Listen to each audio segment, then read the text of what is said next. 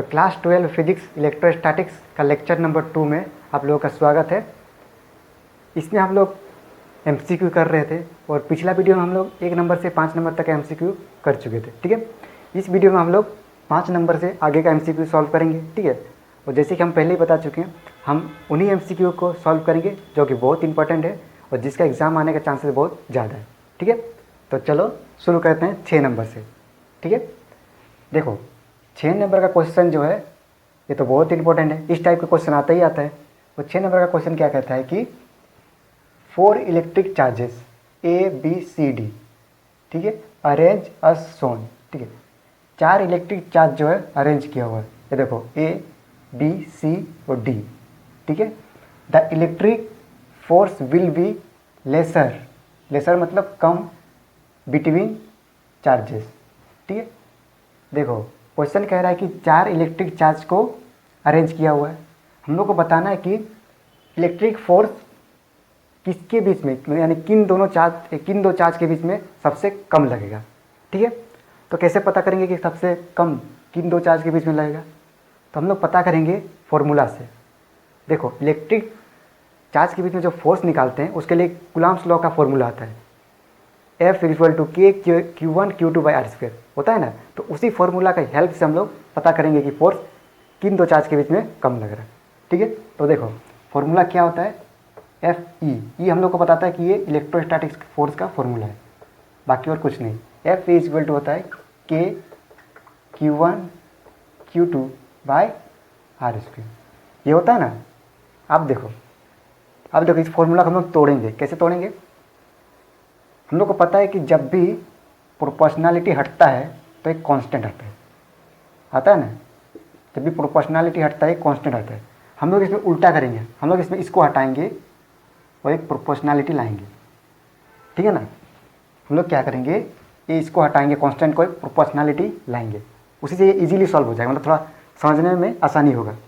तो देखो हम लोग क्या करेंगे, इसको हटाएंगे इस कांस्टेंट को, तो ये होगा FE is directly proportional to Q1 Q2 होगा, और साथ में होगा and FE is inversely proportional to 1/r²। ठीक है, आप ध्यान से देखो, यानी जो फोर्स होगा इलेक्ट्रिक फोर्स वो डायरेक्टली प्रोपोर्शनल होगा चार्ज के। ठीक है, और इन्वर्सली प्रोपोर्शनल होगा डिस्टेंस के। स्क्वायर को अभी ध्यान मत दो, अभी सिर्फ आर पे ध्यान दो। इन्वर्सली का मतलब क्या होता है? इन्वर्सली का मतलब होता है कि डिस्टेंस जितना ज़्यादा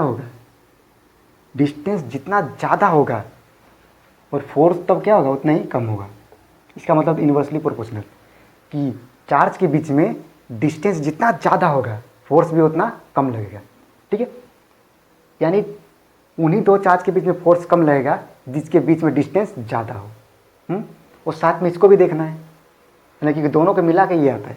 तो इसको भी देखो, इसमें बोल रहा है कि डायरेक्टली प्रोपोर्शनल है, इसमें तो इन्वर्सली में था, यानी एक बढ़ा तो दूसरा घटा, लेकिन इसमें डायरेक्टली प्रोपोर्शनल है, यानी चार्ज जितना ज़्यादा होगा फोर्स उतना ज़्यादा होगा, चार्ज जितना ज़्यादा होगा फोर्स उतना ज़्यादा होगा।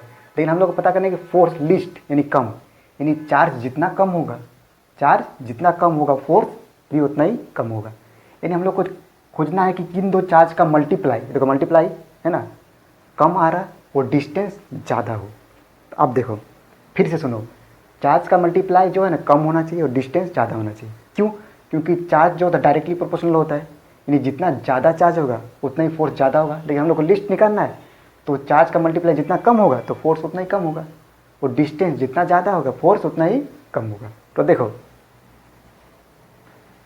इन दोनों के बीच में देखो तो डिस्टेंस बहुत कम है, यानी फोर्स क्या होगा, सॉरी डिस्टेंस कम है तो फोर्स क्या होगा, ज़्यादा लगेगा। लेकिन हम लोग को कम फोर्स निकालना है, तो ये तो नहीं होगा, है ना, क्योंकि देखो डिस्टेंस कम है यानी फोर्स ज़्यादा लगेगा ना। तो फोर्स हम लोग को कम पता करना है, तो ये तो नहीं होगा, ये भी नहीं होगा। क्या ये होगा? ध्यान से देखोगे तो इन दोनों चार्ज का मल्टीप्लाई करो तो ये होगा 4 दूनी 8, इन दोनों चार्ज का मल्टीप्लाई करो 4 दूनी 8, इन दोनों चार्ज का मल्टीप्लाई करो 4 दूनी 8, और इन दोनों चार्ज का मल्टीप्लाई 4 दूनी 8, यानी चारों का मल्टीप्लाई करने से 8 आ रहा है। लेकिन बताओ इसका और इसके बीच में डिस्टेंस कम दिख रहा है ये दोनों के कंपेयर में, लेकिन रियली में नहीं है। ध्यान से देखो, क्वेश्चन में थोड़ा सा दिमाग लगाना है। अच्छा बताओ, क्या जो स्क्वायर होता है उसमें ये दोनों का डिस्टेंस कम होता है कि ये दोनों के बीच में डिस्टेंस ज़्यादा होता है? ये दोनों के बीच में डिस्टेंस कम होता है कि ये दोनों के बीच में डिस्टेंस ज़्यादा होता है? तो दोनों ही बातें सही है कि ये दोनों के बीच में जो डिस्टेंस होता है वो कम होता है, ये डिस्टेंस ज़्यादा होता है। यानी यहाँ से भी एक होगा डिस्टेंस, किसका? ए और सी का, और एक डिस्टेंस यहाँ से भी होगा, किसका? डी और बी का। अब देखो, ये 4 कूलम का, ये 4 कूलम का, यानी 4 चौके 16 कूलम के आसपास आएगा। ये 2 कूलम का, ये 2 कूलम का, यानी 2 दूनी 4 कूलम का। अब बताओ कौन सा सही होगा? ए और सी जो होगा सही होगा। पता है क्यों? क्योंकि देखो, ये दोनों के बीच में डिस्टेंस भी जो ज़्यादा है ना, और साथ में चार्ज भी कम है। यानी चार्ज जितना कम, फोर्स उतना कम, डिस्टेंस जितना ज़्यादा, फोर्स उतना कम, और हम लोग को कम का ही पता करना है। तो कौन सा सही होगा? ए और सी। ए और सी, ए और सी का ऑप्शन कौन सा है? ये डी, डी नंबर करेक्ट होगा। ठीक है, एक बार हम फिर से बताते हैं कैसे हुआ। देखो, हम लोग को पता करना है कि किन दो चार्ज के बीच में फोर्स कम है। ठीक है, तो फोर्स का हम लोग फॉर्मूला से पता किए कि चार्ज जितना कम होगा फोर्स उतना ही कम होगा, है ना। तो देखिए हम लोग इसमें चार्ज कम किसके किसके बीच का है? 4 दूनी 8 हुआ, ये दोनों के बीच मल्टीप्लाई किए, क्योंकि देखो मल्टीप्लाई में तो भी 4 दूनी 8 हुआ, इसका भी 8 हुआ, इसका भी 8 हुआ, इसका 16 हो गया, इसका 4 हुआ। तो देखो 8 8 8, इससे कोई लेना देना नहीं, सबसे कम का है 4 ही आ रहा है। और 4 किसके किसके बीच का है? इसके और इसके बीच का। और साथ में डिस्टेंस भी हम लोग को देखना था ज़्यादा, तो हम लोग देखेंगे डिस्टेंस भी इन दोनों के बीच में ज़्यादा है। गलती से इसको और इसको डिस्टेंस को ज़्यादा मत समझना है, ये डिस्टेंस ज़्यादा होता है। ठीक है, ये तुम लोग को खुद से समझना पड़ेगा। ओके, और ये उस हिसाब से हम लोग का आंसर क्या आया? ए नंबर और सी। तो ए और सी जो है ये करेक्ट है। ठीक है, ये हो गया। अब हम लोग देखेंगे 7 नंबर। 7 नंबर कहता है कि A and B are 2 point. ये ए है, ये बी है, मान लो कोई 2 पॉइंट है। आप क्या बोल रहे हैं कि इन इलेक्ट्रिक फील्ड, ये 2 पॉइंट है कहाँ पे? इलेक्ट्रिक फील्ड के। मान लो ये इलेक्ट्रिक फील्ड है, क्या ये इलेक्ट्रिक फील्ड? इलेक्ट्रिक फील्ड को हम लोग ई से डिनोट करते हैं। ठीक है, यानी इलेक्ट्रिक फील्ड में 2 पॉइंट है ए एंड बी। आप बोल रहे हैं कि if the work done is carrying 4 coulomb charge from A to B is 6 joule. यानी बोल रहा है कि एक 4 कूलम का चार्ज है। चार्ज कितना है? 4 कूलम का।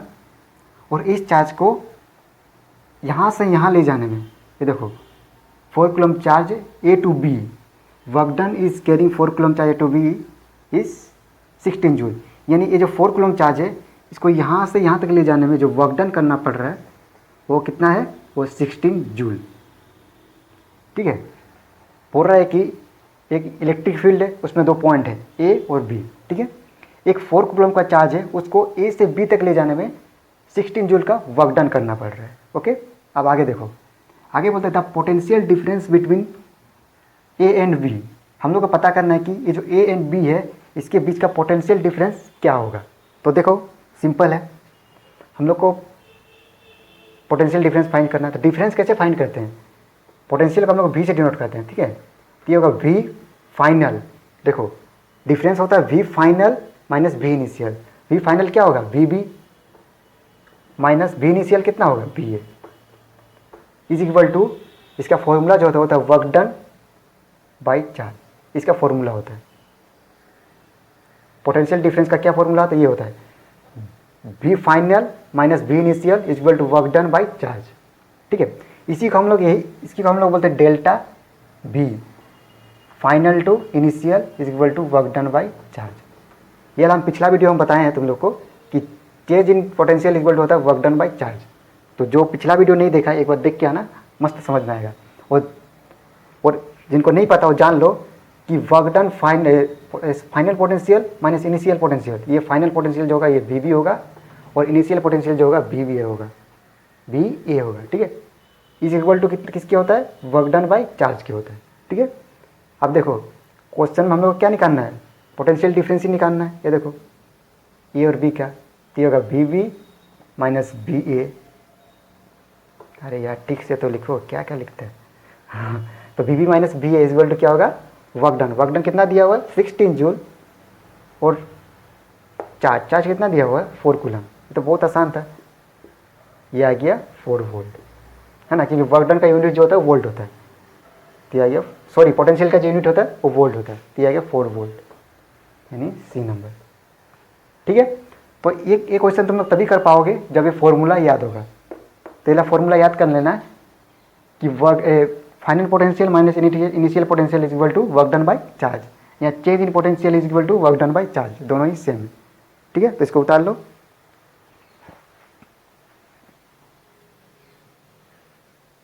अब हम लोग करेंगे 8 नंबर। 8 नंबर कहता है कि the work done in an moving charge on an equipotential surface is.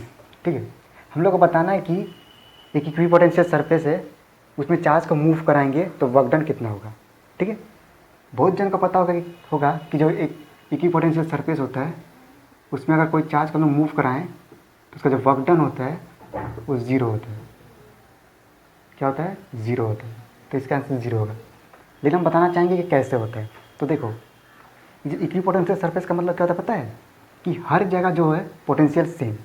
अगर मान लो यहाँ का पोटेंशियल बी ए है तो यहाँ का जो पोटेंशियल होगा ना ए बी बी ए होगा, यहाँ का पोटेंशियल जो होगा ए बी बी ए होगा, यहाँ का पोटेंशियल जो होगा बी ए होगा। यानी इस सरफेस में से कहीं का भी एक पॉइंट उठाओगे तो उसका पोटेंशियल कितना होगा, बी ए ही होगा, यानी सेम होगा। ठीक है, अब देखो हम लोग को पता है कि change in potential, change in potential क्या होता है, वर्क डन बाई चार्ज होता है ना। हम लोग क्या फाइंड करना है, वर्क डन, है ना। वो देखो, तो वर्क डन इक्वल टू क्या होगा, वर्क डन इक्वल टू होगा change in potential into charge, होगा ना। ये डिवाइडेड में है तो इधर आएगा तो मल्टीप्लाई में होगा, तो ये होगा। आप बताओ ये चेंज इन पोटेंशियल कैसे निकालें। तो देखो इसको हम लोग कैसे निकालते हैं, V final minus V initial. तो वी फाइनल क्या होगा, मान लो ये इनिशियल पॉइंट है, ये फाइनल पॉइंट है, तो ये होगा क्या, वी फाइनल क्या होगा, V A minus V initial कितना होगा, ये भी वी ए ही होगा, इंटू क्यू होगा ना। अब देखो ये कुछ नहीं मतलब प्लस में और ये माइनस में कट के क्या जीरो हो जाएगा ना, होगा। तो वर्क डन कितना आएगा, जीरो इंटू क्यू, जीरो आ गया, है ना। ये जो इक्विपोटेंशियल सरफेस होता है उसमें work done potential difference same होता है, जिसके कारण पोटेंशियल जीरो हो जाता है। और पोटेंशियल जीरो रहने के कारण क्या होता है, वर्क डन पोटेंशियल जीरो नहीं होता, पोटेंशियल डिफरेंस जीरो हो जाता है। और पोटेंशियल डिफरेंस जीरो होने के कारण जो वर्क डन आता है वो भी जीरो आता है। तो इसका आंसर क्या होगा, जीरो होगा। ठीक है, अब देखो 9 नंबर। 9 नंबर कहता है कि एट लार्ज डिस्टेंस, एक बहुत लार्ज डिस्टेंस है आर। ठीक है, the electric field due to dipole, एक बहुत लार्ज डिस्टेंस है, उसमें हम लोग को इलेक्ट्रिक फील्ड पता करना है ड्यू टू डाइपोल, डाइपोल की वजह से। ये देखो डाइपोल जो होता है एक प्लस क्यू चार्ज होता है और एक माइनस क्यू चार्ज होता है ना। और इसकी वजह से दो जगह हम लोग इलेक्ट्रिक फील्ड फाइंड करते हैं, एक एक्सिस पे, ठीक है, एक एक्सिस पे और एक इक्वेटोरियल पोजीशन पे। लेकिन क्वेश्चन में हम लोग को बताया नहीं कि कहाँ पे इलेक्ट्रिक फील्ड है, कहाँ पे इलेक्ट्रिक फील्ड मतलब पता करना है, या ऐसा कुछ बोला नहीं है। हम लोग को बोला है कि बहुत लार्ज डिस्टेंस है, तो लार्ज डिस्टेंस किधर है, इधर है या इधर है, ऊपर साइड, ये नहीं पता है। ठीक है, हम लोग को पता है इसी लार्ज डिस्टेंस है और डिस्टेंस क्या है, आर है। ओके, इतना पता है, तो हम लोग इसी के हेल्प से पता करेंगे कि जो लास्ट डिस्टेंस है वहाँ पे इलेक्ट्रिक फील्ड क्या होगा। तो देखो हम लोग जब इसको सॉल्व करते हैं तो एक फॉर्मूला आता है, एक्सिस के लिए आता है 2kp/r क्यूब, और इक्वेटोरियल के लिए जो आता है वो आता है kp/r क्यूब आता है। ठीक है, ये फॉर्मूला आता है इलेक्ट्रिक फील्ड के लिए। ठीक है, अब इस दोनों फार्मूला में ध्यान दो कि हम लोग को पता नहीं है, पी भी हम लोग को पता नहीं है, यहाँ पे के पता नहीं, पी पता नहीं है। हम लोग क्या करेंगे, एक के और पी को जो है कांस्टेंट मानेंगे। अरे ये तो कांस्टेंट है, ये तो कांस्टेंट ही होता है, इसको कांस्टेंट मानेंगे। अगर ये कांस्टेंट माने, इसको कांस्टेंट माने तो क्या होगा, या ये सबको हटा दे, सबको इग्नोर मार दे, तो ये बचेगा 1/r क्यूब, और ये भी, इसको भी इग्नोर मार दें हम लोग, इसको और इसको, तो ये भी बचेगा 1/r क्यूब। यानी हम लोग को साफ पता चल रहा है कि r डिस्टेंस में जो इलेक्ट्रिक फील्ड होगा वो 1/r क्यूब के प्रोपोर्शनल होगा। ठीक है, किसके प्रोपोर्शनल होगा 1/r³। ये कहाँ से लाए, फॉर्मूला से, ये फॉर्मूला होता है। ठीक है, अब देखो ऑप्शन में हम लोग कर दिया 1/r, 1/r², 1/r³, 1/4, तो ये होगा करेक्ट आंसर। ठीक है, तो आज हम लोग यहीं पे इस लेक्चर को समाप्त करते हैं। इसके बाद आज मतलब थोड़ा सा कम ही क्वेश्चन कर पाएँ, लेकिन क्योंकि आज थोड़ा सा कम टाइम था। ओके, तो पिछला क्लास हम लोग इससे आगे का क्वेश्चन सॉल्व करेंगे। तो पढ़ाई करते रहो, ऑल द बेस्ट, अच्छे से एग्ज़ाम देना, इसको एक बार खुद से भी प्रैक्टिस करना। ठीक है, उतार लो।